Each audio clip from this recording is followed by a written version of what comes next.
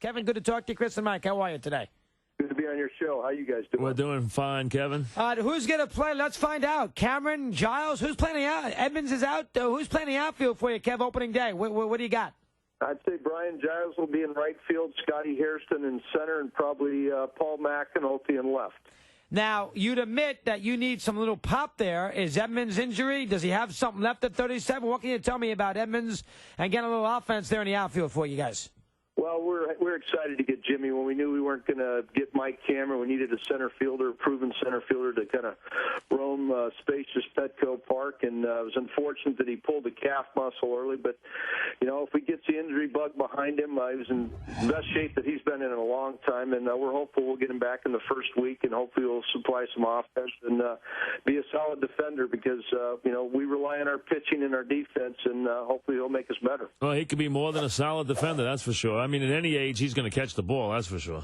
Well, he's a winning-type player. He hurt us so many times, not only with a glove but with a bat when he was with St. Louis. And they had, you know, a young prospect coming up in St. Louis, and we're hoping to change the scenery, getting back to the West Coast where he's from, and that he'll get back to where he was at. You expect, when you go into a season and you have someone do what they did last year, can you ever expect a Heath Bell to turn around and do again what he did last year? Well, we're certainly hopeful that he will. I tell you what, he was a workhorse. We rode him pretty hard through the season. He had close to 80 appearances out of the pen, and you know, the power fastball, the power curveball. I mean, we think he's a guy. Whenever number 51, Trevor Hoffman, decides to hang him up, which is hopefully no time soon, we feel we got a closer in the making in Heath Bell. I mean, Bell, lowest ERA of anybody in the majors who pitched more than 90 innings and a 1.85, and, you know, it's amazing. I mean, he didn't get along with the Met pitching coach. Everyone knew it around here. But, boy, he really blossomed. I mean, I guess more than anything else, just a change of scenery, Kevin.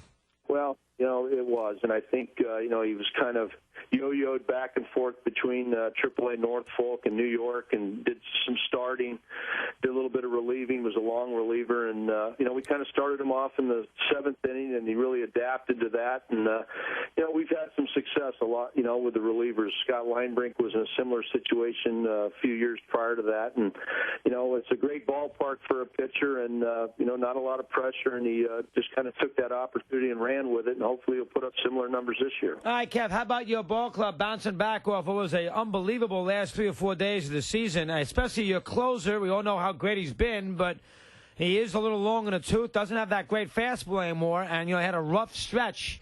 That terrible loss, we all know about it. How about this Padre team with Hoffman and trying to bounce back after that last weekend in Milwaukee and then a game in Colorado last year?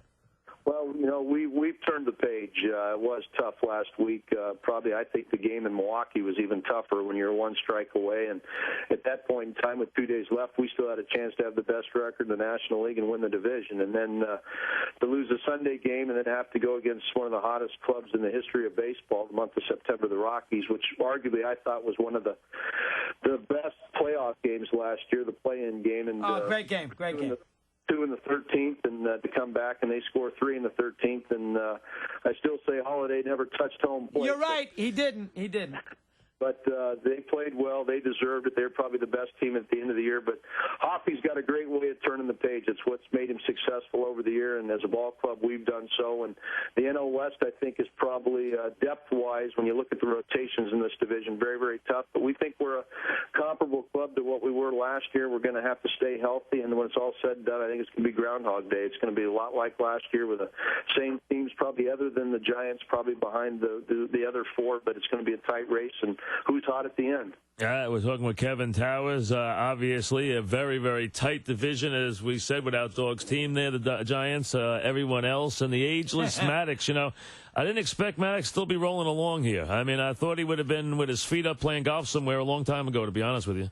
I think he does a little bit of both. I think he still puts his feet up, and he still plays a lot of golf. But, you know, this guy, you know, 17 gold gloves, you know, won 14 games for us last year, you know, and the intangibles that he brings. He makes Chris Young, Jake Beebe, you know, Randy Wolf this year. He's certainly going to help those guys out. I think Mad Dog, you could bank on close to 200 innings and probably 30 starts, and hopefully he's going to win close to 15 again. If he does that, we should be in pretty good shape. Yeah, he's creeping up into those high numbers now. You know, that he could go past Clemens the way way he's going as far as win total. And, you know, you had to be happy. For years we sat there and heard about how Bud Black was a lock to be a good manager. Well, you know what? In year one, he was as good as advertised. Well, absolutely. And we were fortunate that he resides in Rancho Santa Fe, California, which is San Diego's right in his backyard, because I think he probably had other opportunities in prior years, but was looking for the right opportunity. And you know what? It just proves that pitching coaches can make good managers, and I think he's only going to get better with time. And the players have really embraced his style of play as well as our fans, and he's going to be a name you're going to hear a lot about, hopefully, in the upcoming years.